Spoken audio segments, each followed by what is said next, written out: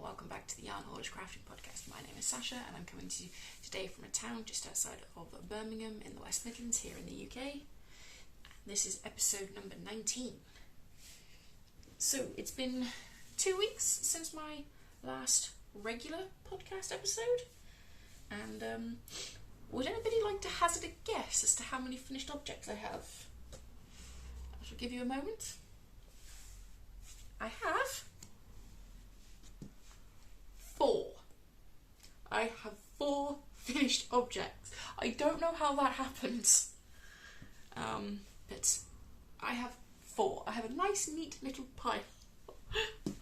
I'm quite impressed with myself actually, because my mum's been here, so I haven't really been able to concentrate on anything complicated. But we shall jump in with the first finished object. I shall do these in the order I finished them. So we shall start with, and I finished these while editing the last regular podcast episode, and it is this, the Halloween socks. So this is the Hobbii Halloween Sock Wool in the colourway 03, which is the scary sock. The heel flap is done in West Yorkshire Spinners Marshmallow. They are a basic vanilla sock, 64 stitches, 1x1 rib for 3 stripes, 7 stripes for the leg, and yeah, they are just a basic, very basic vanilla sock. These are for me, and I am very, very happy to have these done. It now means my needles are free to cast on another pair of socks, which I haven't yet done. So, but there's an up close of the colourway. I am so glad these are finished because I was getting tired of them. But I have the first finished object. I don't really have much to say about these. They were knit on a 2.5mm, 2.5mm, mostly on a 9-inch, and I used it's based loosely off the vanilla sock pattern from the Sock Knitting Bible by Lynn Rowe, and that is the first finished object. The second finished object is my Tulster Tee. So this is a pattern by Rebecca Clow from the Cray Bear Knitting Podcast, and this is just a basic top-down raglan t-shirt. I knit the size 3 with the F cup modifications, and I basically followed the pattern. I added quite a bit of length to this, and the yarns I used was the Surdar Simply Recycled DK in the colourway Greenhouse, which I believe is a discontinued yarn, and the purple is a So Crafty fancy yarn pink stonewashed, which is purple. I think I mentioned a couple of episodes ago that this was giving me pastel Joker vibes, and I can confirm since finishing it that it definitely gives me pastel Joker vibes.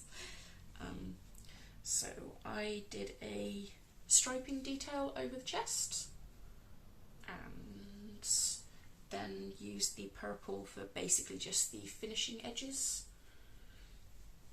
and I love this. I am so happy with it. I have worn it a couple of times since finishing it, which means I can confirm that both of these yarns pill. They pill ridiculous. I've already shaved this. Okay, I finished this less than 2 weeks ago and I've already had to shave it. So I will say I don't recommend these yarns because I feel like a cotton and acrylic blend should not pill like this. Don't know if you're going to be able to see how fuzzy this is, and yeah, but I am very happy with this t-shirt. I hope the sun returns this week so that I can wear it some more, but I love this, and it does feel quite soft, which is surprising for the amount of acrylic that's in this. Yeah, they pill way more than they should. I do not recommend these yarns for garments, to be quite honest with you. It is ridiculous. But that's another finished object. I used, I think, 4 skeins, 4 50-gram skeins of the green and 1 and a bit of the purple. So I was hoping I could get all of this out of one 50-gram skein of the purple, and I had to break into it for half of the last round of ribbing along the bottom and the bind off. I was slightly annoyed at that, but that has meant that was another, I think, 255 grams out of stash in total. I think these were another 65 grams. So all these finished objects are doing wonders for my grams out this month. These technically came under last month. The other 3, I think, come under this month. Just. The Tolster might have been finished on the last day of May, thinking about it. And my next finished object is, and anybody who has been around since episode 1 might remember this. It was in a very, very different state when you last saw it, but it is this bag. So this bag I started last year in, I think, September. I got the 2 front panels almost completely finished, and then it sat in purgatory in my knitting corner until last week. But she's finished. I wouldn't tell you about the yarns for this, except passed me, removed the labels, threw the labels out and said, I'll remember what yarn that is. I don't remember what yarn this is. I have no clue. I know that it is 100% cotton, and that's all I can tell you about this. And the only reason I know it's 100% cotton is because all of the other bags I have made like this are 100% cotton, and they all feel the same. So, there is this grey, browny beige, and this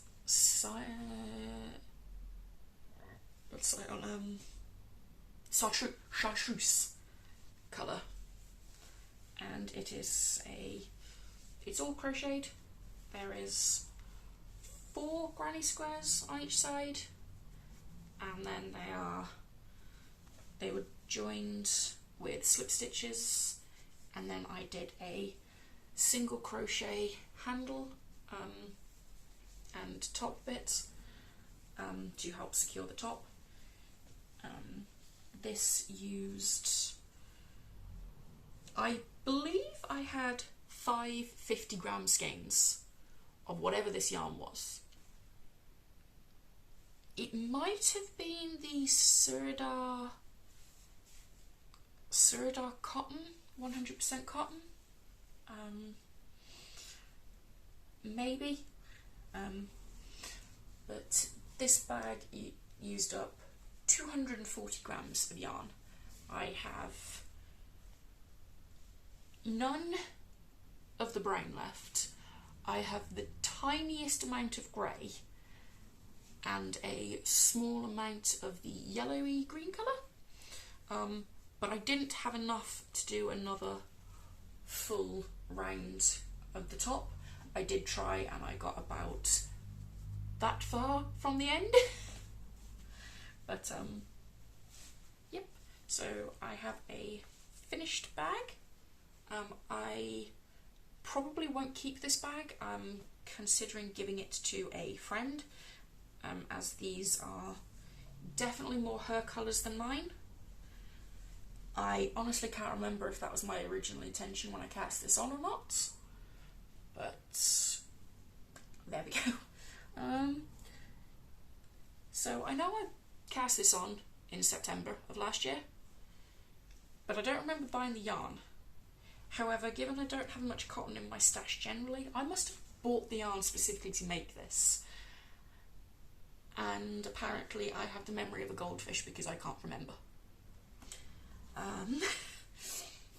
And also, I think I mentioned I could probably finish this in an afternoon if I tried. Try 2 hours.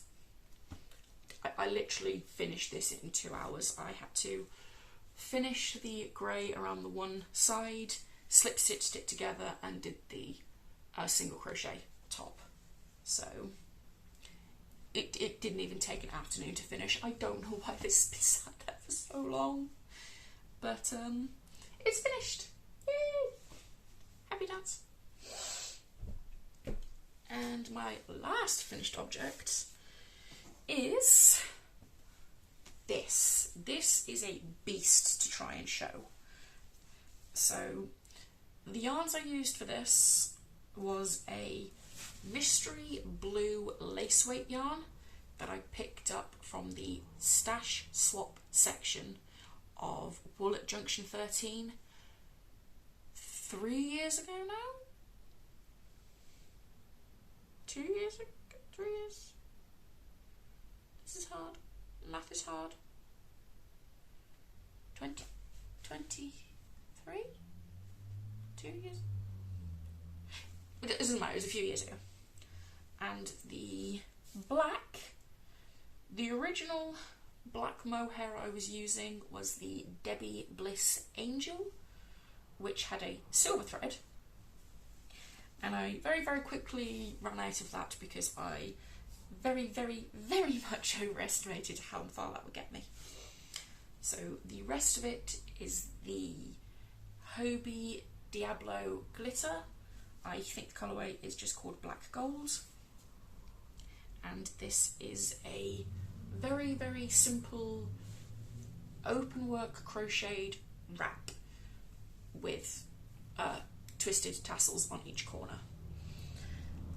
So I finished this mostly because I was working on it and working on it and working on it, and then proceeded to stand up while holding it to see how long it was, and discovered it is taller than my partner. I am not exactly a short individual. I stand at 5'11" and a half.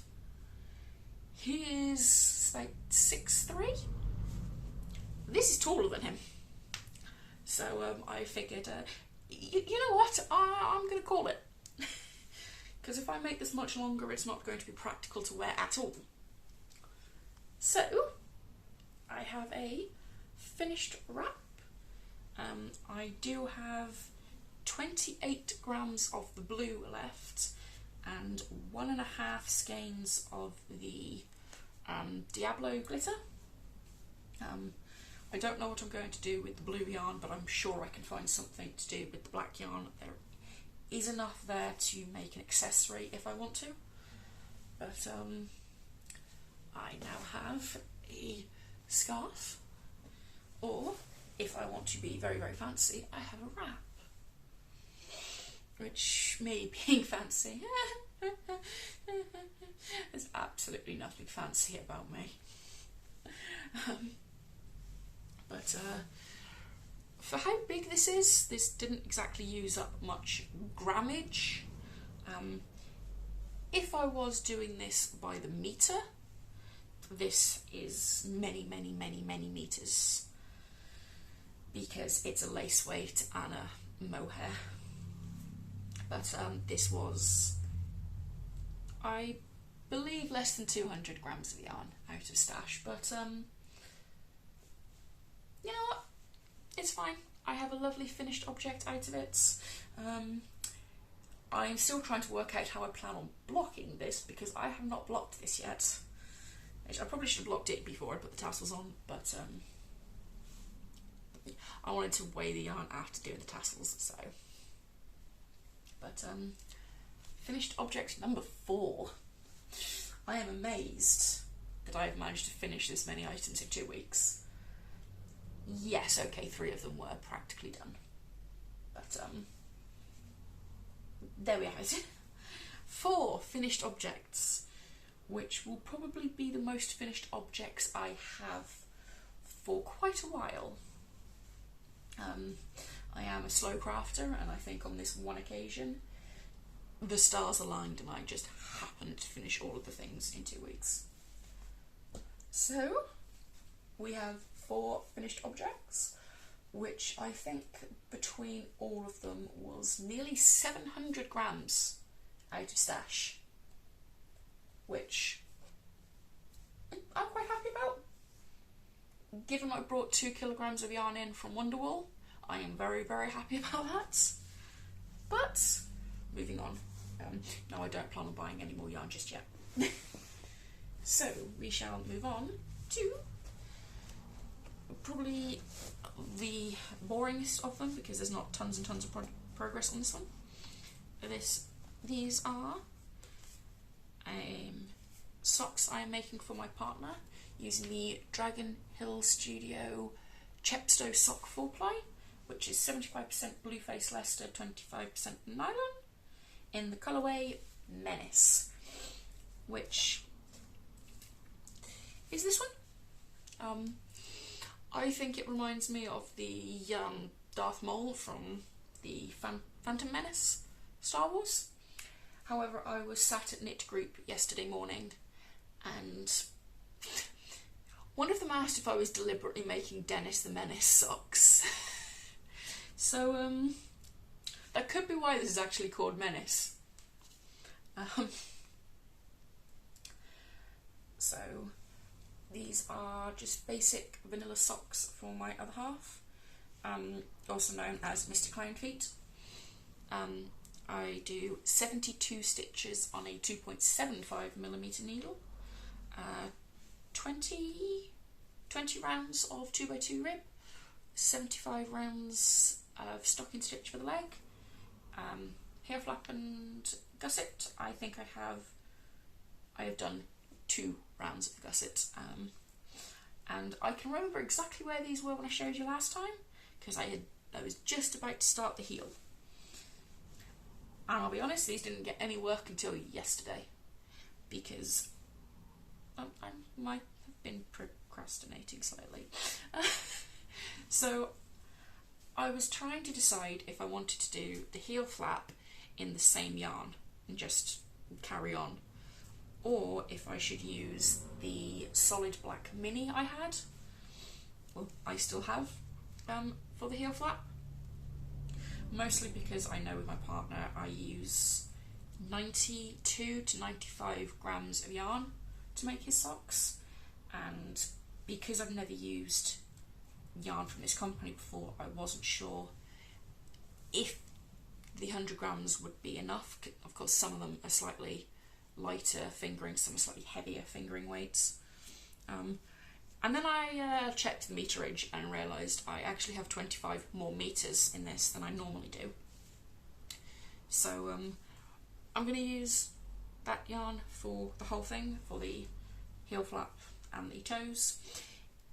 If I happen to run out of yarn, everybody is more than welcome to laugh at me. I expect to see Nelson emojis in the comments if I do run out of yarn before finishing these socks. But yeah, we shall see if I'm playing Yarn Chicken at the end. But for now, I'm still on the first sock, and I still have quite a bit of the cake left. So we shall see. Pretty boring one. bag is one I made myself. And the next project is also in a bag I made myself. This is my Harry Potter one, which I'm very, very happy with. And this contains my Golden Oak tank top by Agata Markiewicz. I'm sorry. I'm very, very bad at pronouncing names. I mean, I sometimes struggle with English names that some people would think I would be fine at pronouncing. But,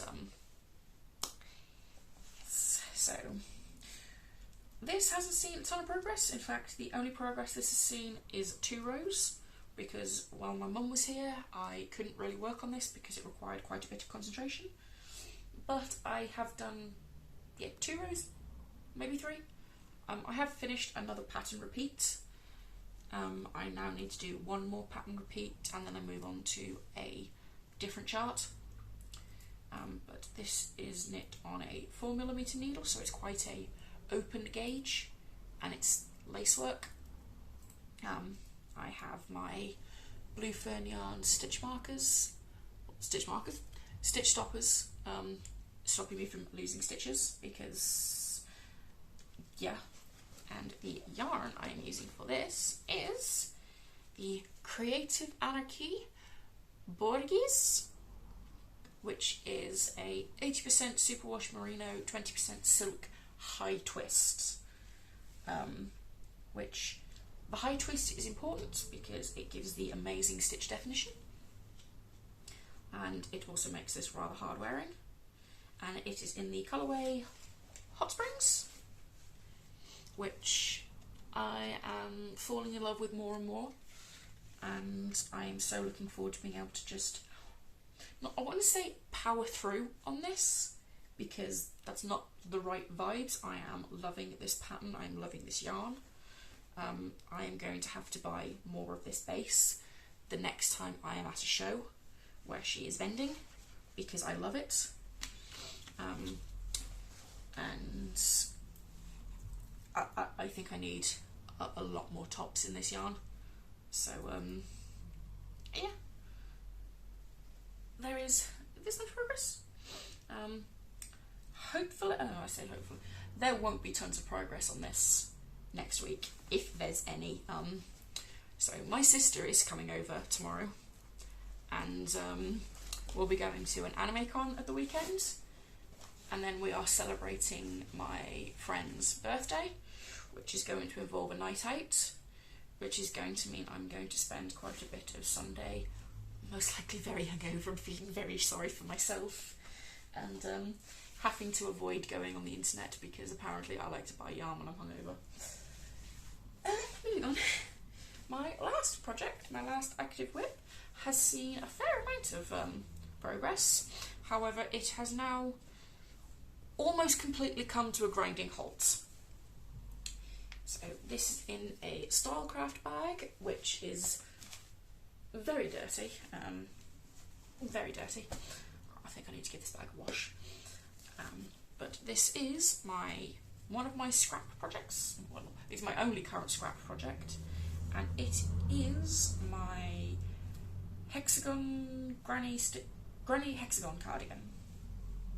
And I now have a fair amount done. Let's show one at a time. So this is the first half, and this first half of the cardigan is using solely the West Yorkshire Spinner bird yarns. And this is the reason that this project has come to a grinding halt, because I have run out of West Yorkshire Spinner's signature 4-ply bird yarn scraps, and I actually currently don't have any of those in stash. I thought I did. I do have the Christmas colourway, but that's not technically a bird yarn, and it's also glittery, so I don't want to put that here. So because of this side, this project has come to a halt, which is fine. That was the whole point of a scrapyard project. I knew this would probably take a long time. I have a solid plan for what I want to do with this and how far it's going to go, how it's going to finish. But until then, it's just going to sit in stash waiting for me to knit up a few more bird yarns, which does kind of mean I have to go out and buy bird yarn first. But yeah, that's the first side. And then the second side is using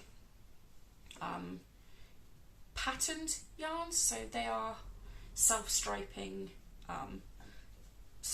leftovers. So I currently have these ones left.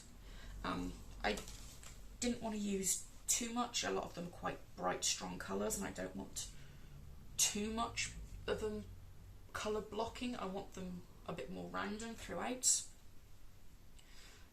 I will probably put a few more rounds on this one before I put it away completely, but I do have plenty more self-patterning yarns to go into this one once I've knit up the socks. But that is my scrap project, and yeah, eventually, so once the two sides are kind of finished and I can join them, then I'm going to add, the sleeves will be finished in the same kind of, the same vibe as each half. And then when I add length, because I do want this to be quite a long cardigan, probably down to my knees, I'm going to be adding non-patterned yarns specifically, so not self-striping, more tonals, speckles and variegated, to give it the length. And then I will probably buy a yarn specifically for all of the knitted ribbing, so there'll be knitted ribbing at the cuffs, at the bottom, and for the button band, although it's not really going to be a button band because there's not going to be buttons on this cardigan. It's going to be specifically designed to be an open cardigan. And I think I mentioned before, I'm not a fan of crocheted ribbing, so I will be knitting the ribbing, which I don't actually mind. I don't mind knitting ribbing. I actually quite enjoy knitting ribbing, so long as I don't have to do like 7,000 stitches of like twisted rib. But I have a feeling there is some twisted rib garment in my future. Hi, you know who I'm talking to. You know who you are. A friend of mine watched the Summer Top Special episode and really liked the hot pink costal tank top, which is the all over twisted rib top, and I think I'm going to be making one for her, which she is allowed to know about. You are allowed to know about it because I am going to need all your measurements, but that will be a future project. And that is everything I've been working on. I might have added a couple of rows to a couple of other projects, but nothing worth showing. So that's all of that. I shall now move on to reading, watching and life stuff. I shall start with watching. We went to the cinema a couple of weeks ago now, I think it was, to see Mission Impossible: The Final Reckoning. 10 out of 10 on the stunts, 4 out of 10 for the plot. Some of it was quite nonsensical, especially if you know anything about tech or you live with a techie. You get to learn very quickly about all the plot holes. And my other half's a techie, so yeah.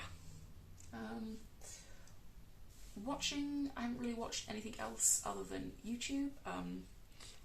I have been watching a relatively new to me podcaster. I stumbled across her back in January. I usually like to give podcasters a few episodes before I even talk about them or recommend them or anything, and this specific person releases one video a month on the last weekend of the month, and this is the Not Quite Enough Yarn podcast. Leslie, I believe is her name. I've been watching her.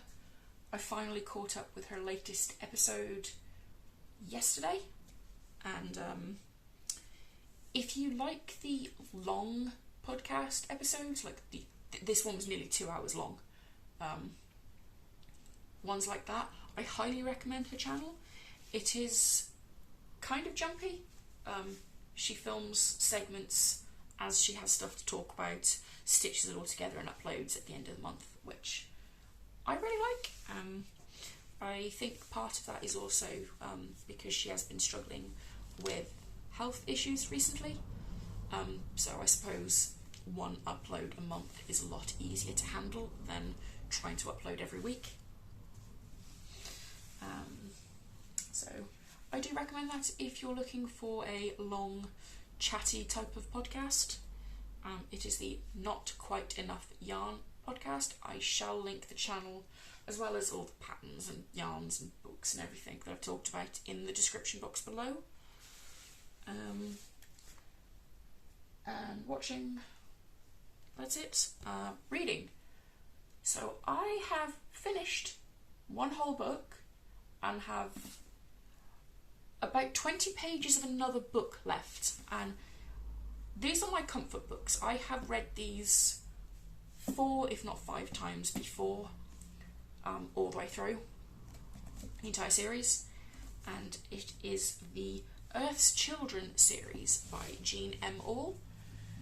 So I finished the Clan of the Cave Bear. I managed to read that entire book, which I will say is no mean feat, because this is how thick it is. This is the second book, but they are this thick. I finished that book in 4 days. Okay, I picked it up because I wanted something a little lighter after the Wilbur Smith book I was reading, and I ploughed through that book. I will give a quick warning. I say I picked something a bit lighter. That book does have a very, very horrific incident of SA in it. However, that is not the main focus of the book. It's sort of, it appears for a chapter or two, and then although the aftermath is there for quite a while, it's not explicit and it's not long lasting. But I now have 20 pages of book 2 left.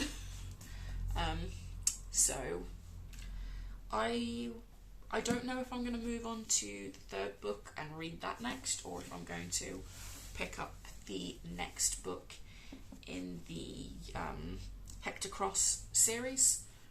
Hector-Cross being the series that Those in Peril is from by Wilbur Smith. But I've been enjoying this. If you've never heard of these books before, they are set in prehistory. So they focus around the small period in history where Homo neanderthalis and Homo sapiens crossed paths. They kind of coexisted. I will say, because of when these books first released, the view of the Neanderthals is very, very primitive and does not give them the credit they deserve. It also has a bit of a bit of magic involved, but it focuses around a Cro-Magnon woman. The Cro-Magnon being the specific type of humans from the Homo sapien genus that coexisted with Neanderthals, and I really like these books. I read these the first time I read these. The 6th book in the series hadn't yet come out. I was 13. I found books 1, 2 and 3 for sale at a market stall in the tiny little village I was living in at the time for £5, and I purchased them and I read them, only to discover that my mum had read these books many, many, many years ago and was very excited because she knew the 6th one was due out. And when she found out I had them, they disappeared for about a week. Book 2 is the Valley of Horses. Book 3 is the Mammoth Hunters.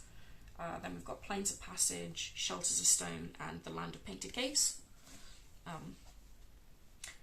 I think there is another podcaster reading these, but I can't remember who. I think it's one of the ones I watch occasionally. Is it the Bakery Bears? It might be the Bakery Bears. The Bakery Bears? If any of you know, please let me know in the comments below, because otherwise I'm going to spend the next like 2 weeks trying to search out who's reading these. But yeah, these are my comfort books. I really like these. And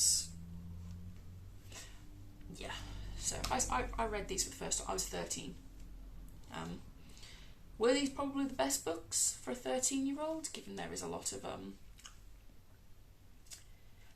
physical love in these books once you get past Clan of the Cave Bear. So from book 2 onwards, there's a lot of physical love going on. Yeah, so highly recommend. If you're a bit squeamish around essay, maybe start with book 2. I don't think you'll miss that much. They are very, very good books. You might be there going, who's this character that they keep mentioning? But other than that, yeah. So that's the reading and watching. Life stuff. So my sister is due to arrive tomorrow. She's coming over because there is a anime con at the NEC on Saturday, which we're going to. She comes up, spends a couple of days with me before, and she goes back that day because I'm going out that night to celebrate my friend's 35th birthday. And if he is watching, he's now hating me because he does not like to admit how old he is. I, fingers crossed, everything crossed, have finally got an appointment with the NHS consultant I've been waiting for on Monday.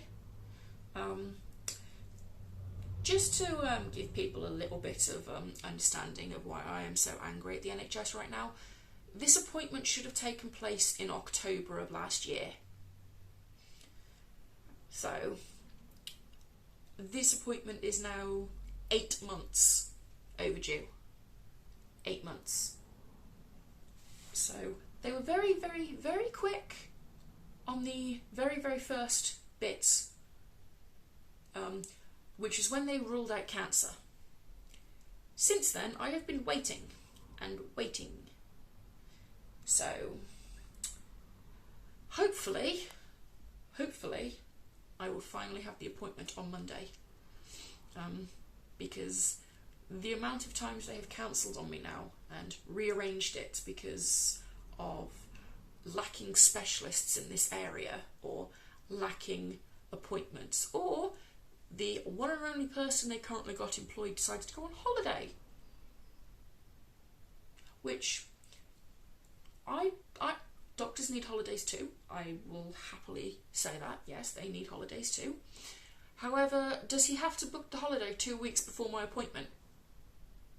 Like literally, I have the appointment and then 2 weeks before I get a notification going, we're sorry, your appointment has been cancelled. So, we shall see how this goes. The appointment is not likely to give me any answers on this occasion. It is more likely to be the first step in running more tests, determining the severity of my condition, and then moving forward with finding out a treatment plan. We shall see how it goes. If you're not really interested in any of the health stuff, I will save it for the end of each video. There's not going to be a ton of information told. This is probably the most in-depth I will go into it, other than yeah, mentioning, yeah, the appointment happened. But, yeah, as far as I'm aware, I'm not dying, but, with how slow the NHS is, I might die of old age before I have an answer.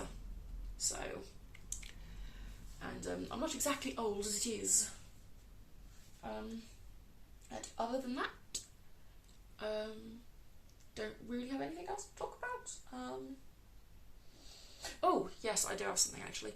So, I put up a vote in my last regular podcast episode for which gnome to cast on, and I had one vote for each.